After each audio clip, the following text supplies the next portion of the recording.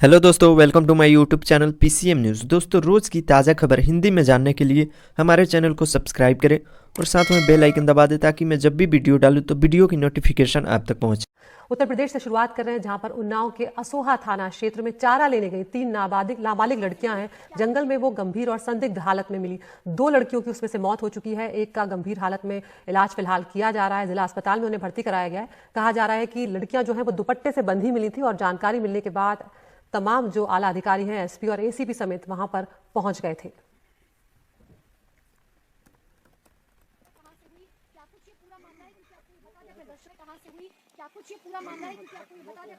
तीन लड़कियां अपने ही खेत में जो है बेहोशी की हालत में मिली थी, जिनको हॉस्पिटल में भेजा गया था, जिसमें से 2 की वहां पे डेथ हो गई है और एक को डिस्ट्रिक्ट हॉस्पिटल के लिए रेफर किया गया है, जिसका ट्रीटमेंट जो है वहां पर चल रहा है। इसमें प्रथम दृष्टया यही चीज़ें संज्ञान में आई है कि ये घास काटने के लिए गई थी और घर वालों ने ना मिलने पे ढूंढने पे ये वहाँ पे पाई गई। और ये भी देखा गया है कि घटनास्थल पे काफ़ी झाग वगैरह पड़ा था और डॉक्टर के द्वारा भी प्रथम दृष्टया इसमें पॉइजनिंग के सिम्टम्स बताए गए हैं। अन्य सभी घटनास्थल पे उपस्थित लोगों के बयान दर्ज करके और जांच की जा रही है, गहराई से जांच की जा रही है। तो यहाँ पर एसपी जहर की बात कर रहे हैं, कुछ झाग वहां पर मिला है, ये भी वो बता रहे हैं। इस घटना में जो बच्ची बच गई है और अस्पताल में भर्ती है, उनकी माँ का क्या कहना है वो आपको सुनवाते हैं। बहुत सब तन ढूंढ ही गा रहा है, नहीं मिली। कि कहला अरे पता नहीं कहाँ चली मर्डा का कहे से दादा कहाँ चली गई। तो कहला अरे हम पंचे फिर वैसे ही घूमे न, जो देवी है ना फिर वैसे ही घूमे न। तो फिर वैसे घूमे तो गोहरा कहला अरे यहाँ आओ देखो 2-3 परी हमें। तब साहब हम होने पहुँचा। हमारी लड़की जो है हाँ। उसके कहा स्वासा उसके चलता रहा, स्वासा खाली तो... घर नहीं रहा है बस, और कोई नहीं। इस परिवार की आप बीती सुन रहे थे। ये लगातार कह रहा है कि इसमें बहुत सारे और रास्ते खुलने बाकी हैं या राज खुलने बाकी हैं।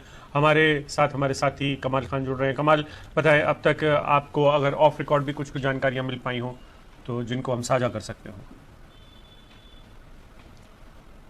नहीं, देखिए ऐसा है कि इस बात को लेके कंफ्यूजन है कि बच्चियों को बांधा गया था या नहीं बांधा गया था, क्योंकि इसमें से एक बच्ची जो जिंदा बच गई है, जिसका इलाज हो रहा है, उसकी मां का बयान अभी आपने सुना।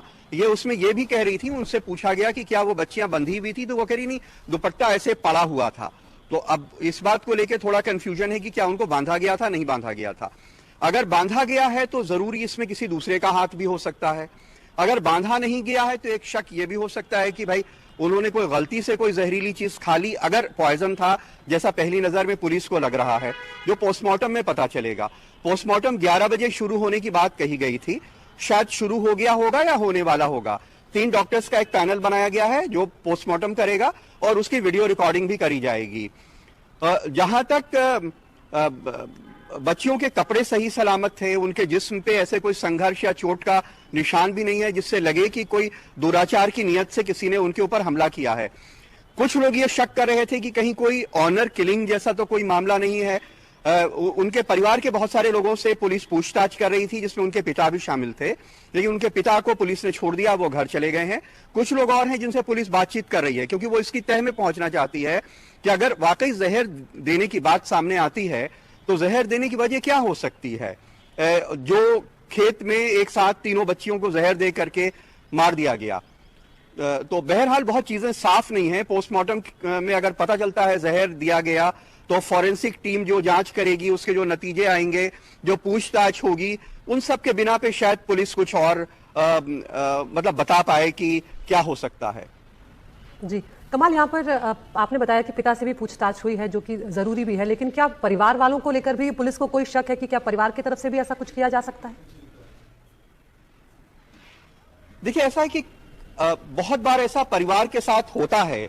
अब इसलिए जब कोई क्राइम होता है तो उसके अलग अलग पहलुओं के ऊपर छानबीन होती है, तो उसमें एक पहलू ये भी हो सकता है। हालांकि गांव के लोग कहते हैं कि नहीं, लड़कियों का किसी से अफेयर नहीं था, कोई ऐसी चीज नहीं थी और परिवार भी बहुत अच्छा है, उनका कोई इस तरह का कोई रिकॉर्ड नहीं है, कोई क्रिमिनल बैकग्राउंड नहीं है, कोई ऐसे कलर्स एडेड नहीं है, साधारण शरीफ अच्छे भले लोग हैं, गांव के लोग ये बताते हैं।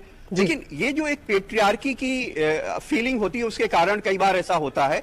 इसलिए जब घटना होती है तो पुलिस इस पे शक करती है।